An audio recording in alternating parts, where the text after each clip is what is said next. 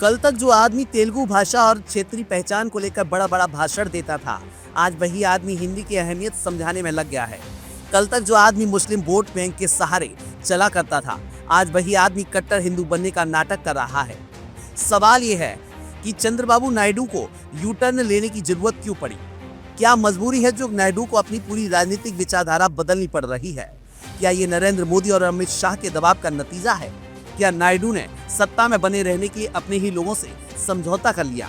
आज की कहानी में हम आपको बताएंगे कि चंद्रबाबू नायडू अचानक इतने बड़े बदलाव के रास्ते पर क्यों चल पड़े हैं, उनका ये खेल किसके लिए फायदेमंद है और किसके लिए नुकसानदायक। चंद्रबाबू नायडू का यू टर्न, तेलुगु से हिंदी तक का सफर। याद करिए, ये वही चंद्रबाबू नायडू हैं जो हमेशा तेलुगु पहचान की राजनीति करते रहे हैं, जो कहते थे कि आंध्र प्रदेश के लोग किसी और भाषा की गुलामी नहीं करेंगे। लेकिन अब वही नायडू कह रहे हैं कि 3 भाषा फार्मूला सबसे अच्छा है, मतलब तेलुगु पहले लेकिन हिंदी भी फायदेमंद। अचानक से नायडू को हिंदी की इतनी फिक्र क्यों सताने लगी? क्या यह वही नायडू नहीं है जो सालों से हिंदी को लेकर उदासीन रहे हैं? आखिर ये बदलाव क्यों? मोदी शाह के साथ गुप्त डील। नायडू के इस यू टर्न के पीछे असली वजह क्या है? अगर आप थोड़ा पीछे जाएं तो आपको याद आएगा कि यही नायडू कभी नरेंद्र मोदी और अमित शाह के सबसे बड़े दुश्मन हुआ करते थे। उन्होंने बीजेपी को गद्दार बताया था, अपने राज्य के साथ अन्याय करने वाली पार्टी कहा था। लेकिन 2024 के लोकसभा चुनावों के बाद वही नायडू बीजेपी के साथ हाथ मिलाने को मजबूर हो गए। अब सवाल उठता है कि मोदी शाह ने नायडू को ऐसा क्या दिया कि वो अपनी ही विचारधारा को भूल गए? क्या कोई सीक्रेट डील हुई है? क्या मोदी शाह ने नायडू पर कोई दबाव डाला है? सूत्रों के मुताबिक नायडू को इस बार अपनी सरकार को बचाने के लिए मोदी शाह से कुछ खास वादे करने पड़े और उन्हीं वादों का नतीजा है कि आज नायडू हिंदी भाषा के समर्थन में बयान दे रहे हैं, मुस्लिम वोट बैंक से दूर जा रहे हैं और खुद को हिंदुत्व की राजनीति में रंगने की कोशिश कर रहे हैं। तिरुपति मंदिर और मुस्लिम विरोधी नीति, कट्टर हिंदू छवि की तैयारी। अब एक और बड़ी खबर सुनिए। चंद्रबाबू नायडू ने हाल ही में ऐलान किया है कि तिरुपति बालाजी मंदिर में सिर्फ हिंदू कर्मचारी ही काम करेंगे, यानी मुस्लिमों को वहां नौकरी देने की मनाही होगी। इसके अलावा मुमताज होटल की मंजूरी भी रद्द कर दी गई। मतलब साफ है, नायडू अब पूरी तरह से हिंदू नेता बनने की कोशिश कर रहे हैं। लेकिन ये वही नायडू हैं जो कभी मुस्लिम वोट बैंक पर भरोसा करते थे। यही नायडू मुस्लिमों को योजनाओं में विशेष लाभ देने की बात किया करते थे। अब अचानक से ये बदलाव क्यों? क्या नायडू अब अपने पुराने समर्थकों को धोखा दे रहे हैं? नायडू का नया चेहरा, क्या अपने ही वोटर्स से धोखा? अब सवाल ये उठता है कि इस बदलाव से किसे फायदा होगा और किसको नुकसान? बीजेपी को फायदा। अगर नायडू हिंदुत्व की राजनीति करने लगते हैं तो इसका सबसे बड़ा फायदा बीजेपी को होगा, क्योंकि इससे दक्षिण भारत में बीजेपी की जड़ें और मजबूत हो जाएंगी। बीजेपी को एक ऐसा नेता मिल जाएगा जो हिंदुत्व के एजेंडे को वहां पर बढ़ा सकता है। मुस्लिम वोटर्स का नुकसान। जो मुस्लिम वोटर्स अब तक नायडू को सपोर्ट करते थे, वे अब पूरी तरह से अलग हो सकते हैं। मुस्लिमों को ये साफ दिख रहा है कि नायडू अब उन्हें नजरअंदाज कर रहे हैं और बीजेपी के एजेंडे पर चल रहे हैं। तेलुगु अस्मिता की राजनीति खत्म। तेलुगु भाषा को लेकर जो नायडू का पुराना स्टैंड था, वह अब खत्म होता हुआ दिख रहा है। पहले वे सिर्फ तेलुगु भाषा को प्रमोट करने की बात किया करते थे, लेकिन अब हिंदी को भी बढ़ावा देने लगे हैं। ये बदलाव उनके पारंपरिक समर्थकों को नाराज कर सकता है। जेल जाने का दर्द भी भूल गए। नायडू शायद भूल गए हैं कि कुछ समय पहले उन्हें भ्रष्टाचार के आरोप में जेल जाना पड़ा था और ये गिरफ्तारी किसी और ने नहीं बल्कि बीजेपी की सरकार ने करवाई थी। मोदी शाह ने नायडू को जेल में डाल दिया था, लेकिन अब वही नायडू उनकी नीतियों का समर्थन कर रहे हैं। तो क्या इसका मतलब ये है कि नायडू ने अपनी पुरानी दुश्मनी भुलाकर अब पूरी तरह से बीजेपी के सामने आत्मसमर्पण कर दिया है? इस यू टर्न का भविष्य में क्या असर होगा? अब सबसे बड़ा सवाल यह है कि नायडू के इस यू टर्न का असर क्या होगा। नंबर 1, आंध्र प्रदेश में राजनीतिक भूचाल। नायडू के इस बदलाव से आंध्र प्रदेश की राजनीति में बड़ा बदलाव आ सकता है। जो लोग उन्हें तेलुगु अस्मिता का नेता मानते थे, वे अब उन्हें बीजेपी का एजेंट मान सकते हैं। नंबर 2, मुस्लिम वोट पूरी तरह खिसक सकते हैं। अगर नायडू कट्टर हिंदू राजनीति की ओर बढ़ते हैं तो मुस्लिम वोटर्स पूरी तरह से वाईएसआर, कांग्रेस या किसी अन्य पार्टी की ओर शिफ्ट हो सकते हैं। क्या बीजेपी नायडू को फिर धोखा देगी? इतिहास गवाह है कि बीजेपी अपने सहयोगियों के साथ कैसा व्यवहार करती है। क्या नायडू को भरोसा है कि मोदी शाह उन्हें भविष्य में धोखा नहीं देंगे, या फिर यह यू टर्न आगे चलकर उनके लिए नुकसानदायक साबित होगा? चंद्रबाबू नायडू किसके हाथों खेल रहे हैं? तो अब सवाल ये नहीं है कि नायडू क्यों बदल गए, सवाल ये है कि उन्होंने किस कीमत पर खुद को बदला। क्या उन्होंने अपनी पूरी विचारधारा बेच दी? क्या उन्होंने सत्ता के लिए अपनी आत्मा गिरवी रख दी? क्या यह नायडू का अंत है या एक नई शुरुआत? इसका जवाब सिर्फ समय देगा। लेकिन एक बात तय है, नायडू के इस फैसले ने उनकी राजनीति को पूरी तरह से बदल दिया है। बहरहाल आपका क्या कहना है? क्या नायडू का ये यू टर्न उनके लिए फायदेमंद होगा या फिर नुकसानदायक? दोस्तों नमस्कार, मैं हूं विनीता यादव और आप देख रहे हैं न्यूज नशा आदत हर खबर की। सांसदों की संख्या में छेड़छाड़ हुई तो बिगड़ जाएगा संघीय संतुलन। परिसीमन को लेकर के जो बैठक आज हुई है, जिसकी चर्चा काफी दिनों से हो रही थी कि 22 तारीख को ये पता लग जाएगा कि दिल्ली के सर में कितना दर्द होने वाला है या फिर दक्षिण भारत जो है वो अपने हक के लिए किस तरह सामने आने वाला है। क्योंकि ये जो परिसीमन की चर्चा हो रही है, अब से हमारी पहले भी चर्चा हुई थी इस पर कि ये जनसंख्या के आधार पर नहीं हो, इसको लेकर दक्षिण भारत लगातार वहाँ की तमाम पॉलिटिकल पार्टी इस बात पर बहुत ज्यादा एग्रेसिव है। तमिलनाडु की राजधानी चेन्नई में परिसीमन को लेकर बैठक हुई और इस बैठक में शामिल होने के बाद भारत राष्ट्र समिति के कार्यकारी अध्यक्ष के.टी. रामाराव ने कहा कि केवल जनसंख्या ही परिसीमन का मानदंड क्यों होना चाहिए, ये एक बड़ा सवाल है और इसको लेकर जो चर्चा आज हुई है, इस बैठक की अध्यक्षता तमिलनाडु सीएम एम.के. स्टालिन ने की। वहीं इस बैठक में तेलंगाना के प्रमुख विपक्षी बीआरएस के कार्यकारी अध्यक्ष के.टी. रामाराव शामिल हुए। बैठक के बाद पत्रकारों से उन्होंने बात की और ये कहा, हम प्रस्ताव कर रहे हैं कि केंद्र सरकार को राज्य के भीतर विधानसभा सीटों की संख्या बढ़ानी चाहिए ताकि जहां भी जनसंख्या में वृद्धि हो, प्रतिनिधित्व, बेहतर प्रशासन और विकेंद्रीकरण की चुनौतियों से निपटा जा सके। क्योंकि सांसदों की संख्या में छेड़छाड़ अगर हुआ तो संघीय संतुलन बिगड़। चर्चा की बात पर हमारे साथ वरिष्ठ पत्रकार राजीव खन्ना जी और साथ में डॉक्टर सूरज मंडल हमारे साथ चर्चा में शामिल हैं। इस बात को आगे बढ़ाते हैं क्योंकि सूरज जी, आप इस पूरी मुद्दे पर बड़ी गहरी पकड़ रखते हैं और राजीव जी, आपने इतने सालों से लगातार जो पत्रकारिता की है, आप जानते हैं कि ये मामला अगर बिगड़ा तो किस तरह से बिगड़ेगा। सूरज जी, मैं पहले आपसे शुरू करना चाहूंगी इस बात को और हम ये जानना चाहेंगे क्योंकि आपने इस पर जो अपनी पकड़ बनाई है इस खास मुद्दे पर, परिसीमन पर, ये अगर बिगड़ा तो क्या होगा, किसको इसका नुकसान, किसको फायदा? क्योंकि जनसंख्या के आधार पर परिसीमन होता है तो बीजेपी को काफी फायदा होगा, उत्तर भारत की सीटें बढ़ जाएंगी और वहीं पर दक्षिण भारत को इससे बड़ा नुकसान हो सकता है। तो क्या बात इतनी ही है या बात कुछ और भी इसके अंदर है? मैं परिसीमन पर आपको जो जानकारी देने से पहले इसका थोड़ा बैकग्राउंड बताना चाहूँगा।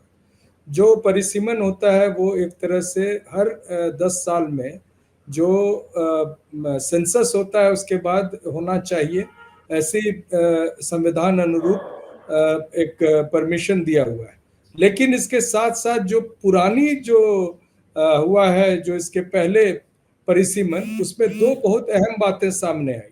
सबसे पहली बात थी ये कि जब 1971 के बाद परिसीमन का जो प्रयास किया गया तो उसमें एक बात सामने आई कि जो श्रीमती इंदिरा गांधी जो उस समय सत्ता में थी, प्रधानमंत्री थी, और जिनके पार्टी का और जिनकी सरकार का एक प्रमुख उद्देश्य जनसंख्या नियंत्रण था, उस आधार पर दक्षिण भारत के कई राज्य जो थे वो लगातार अपनी जनसंख्या को नियंत्रित करने में सफल हो रहे थे। वहीं उत्तर के कई राज्य जो हैं उनकी जनसंख्या लगातार बढ़ती जा रही थी।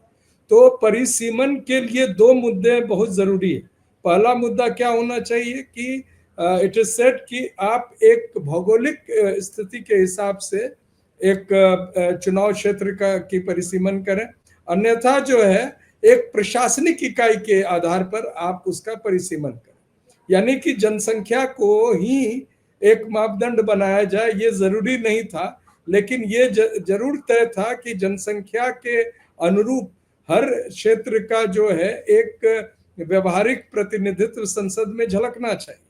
और लेकिन उस समय क्या देखा गया कि उस परिसीमन के बाद दक्षिण भारत के कई राज्यों के जो लोकसभा सीटें हैं वो घटने वाली थी और उत्तर भारत के कई राज्य, खासतौर से बिहार और उत्तर प्रदेश के चुनाव क्षेत्र बढ़ने वाले थे, जिसका उस समय भी विरोध किया गया। तो श्रीमती गांधी ने एक प्रस्ताव संसद में लाया जिसके अनुसार यह तय किया गया कि अगले 25 वर्षों तक जनसंख्या जो है वो परिसीमन का आधार नहीं होगा और जो आधार होगा वो अगर परिसीमन जरूरी हुआ तो वो इस तरह से होगा कि हर एक लोकसभा क्षेत्र को उस राज्य में दूसरे क्षेत्रों के अनुरूप घटाया बढ़ाया जा सके, लेकिन पूरे राज्य में जो कुल सीटें हैं उसमें कोई छेड़छाड़ न की जाए।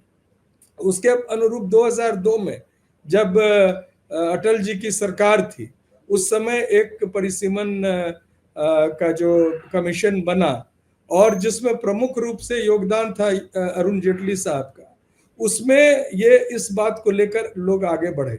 लेकिन भारतीय जनता पार्टी जो है वो तमाम अपनी जो भी पहल करती है उसके पीछे एक राजनीतिक मंशा या उनके पीछे एक उनका उद्देश्य होता है। उस समय भी यही किया गया। जो मैंडेट था उस परिसीमन कमीशन का, यानी डिलिमिटेशन कमीशन का, वो मैंडेट था to make systematic analysis of all the constituencies, Lok Sabha constituencies, Vidhan Sabha constituencies, and make them closer to each other. For example, Delhi में एक लोकसभा क्षेत्र है चांदनी चौक, जो कि बहुत छोटे भौगोलिक और जनसंख्या अनुरूप जगह के आधार पर है, और वहीं दिल्ली में एक क्षेत्र है बाहरी दिल्ली, जो एक बड़े भौगोलिक क्षेत्र और बड़ी जनसंख्या के आधार पर।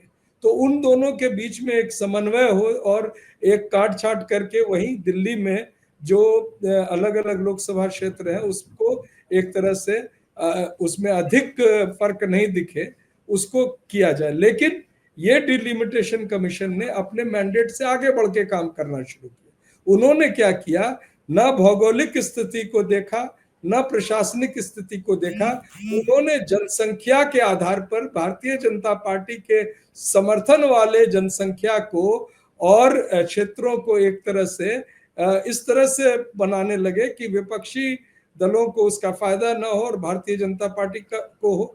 उस डिलिमिटेशन कमीशन में जो पार्टी रिप्रेजेंटेटिव्स थे उसमें रामविलास पासवान जी थे, लोग जनशक्ति पार्टी से, और राजद से उसमें रामकृपाल यादव थे। लेकिन ये इन पार्टीज को और खास तौर से जो राजद के प्रतिनिधि थे रामकृपाल यादव, उनको वो हार्डली उनको कोई इंटरेस्ट था। वो उस समय घूम रहे थे जब फाइनल स्टेजेस में था डिलिमिटेशन कमीशन का जो रिकमेंडेशन आने का जो समय आया, तो वो विदेश के दौरे पर थे। रामविलास पासवान जी की पार्टी ने ये प्रयास जरूर किया, भरसक प्रयास किया कि किसी भी तरह से जो रिजर्व क्षेत्र है उसमें कमी नहीं हो, और उसमें वो कामयाब भी रहे।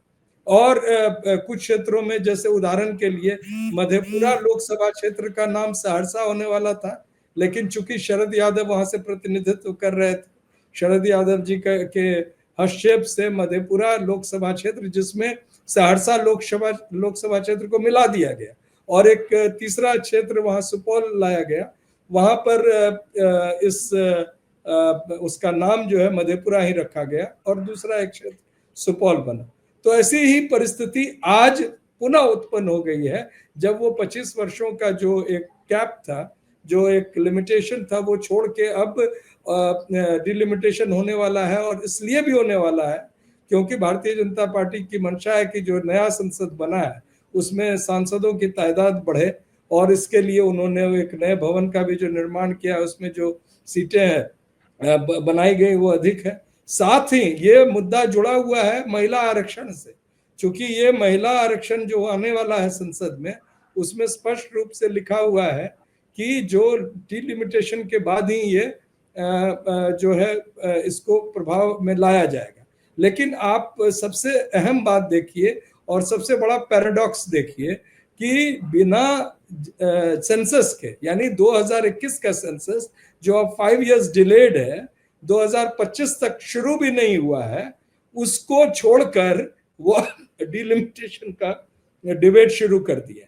तो इसके पीछे राजनीतिक मंशा है। मैं समझता हूं कि एमके स्टालिन और दक्षिण भारत के राज्य जो इसके लिए चिंतित है, वो सही ढंग से चिंतित है, सही रूप से चिंतित है।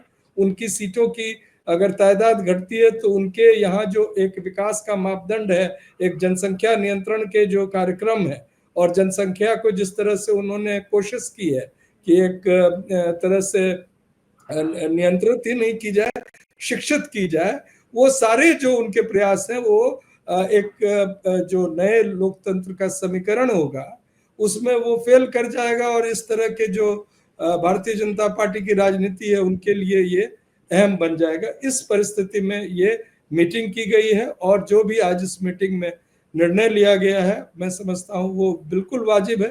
दक्षिण भारत के राज्यों की चिंताएं वाजिब है, लेकिन दिलचस्प बात देखिए कि चंद्रबाबू नायडू और जगन रेड्डी वगैरह जो हैं, जो आंध्र प्रदेश में जो तीनों अलग अलग पार्टियां हैं, B for Chandrababu Naidu and J for Jagan Reddy and P for Pawan Kalyan, ये सारे बीजेपी के ही हैं और ये लोग अधिक इसमें दिलचस्पी नहीं ले रहे हैं।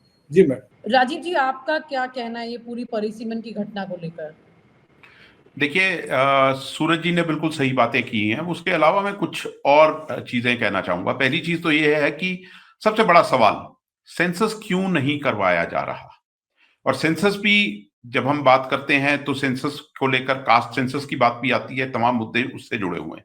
सेंसस का डिले जो है मैडम वो प्योरली कास्ट सेंसस के डिमांड को अंडरमाइन करने के लिए है।